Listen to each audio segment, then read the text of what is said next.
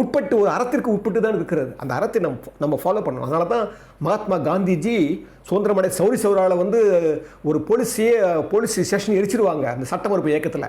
அப்போ அவர் எழுதுறாரு, காவல்துறையில் இருக்கிறவங்க சைவம் தான் சாப்பிடணும்.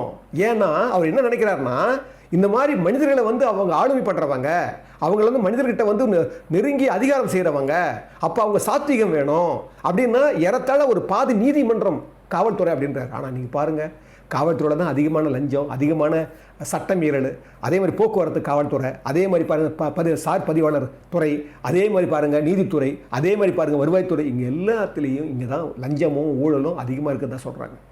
என்ன காரணம்? அறம் இல்லை. அதனால தான் நான் கடைசியாக முடிக்கும்போது ஒன்றே ஒன்று சொல்கிறேன். மகாத்மா காந்திஜியுடைய வாழ்க்கையில் நடந்த கதை.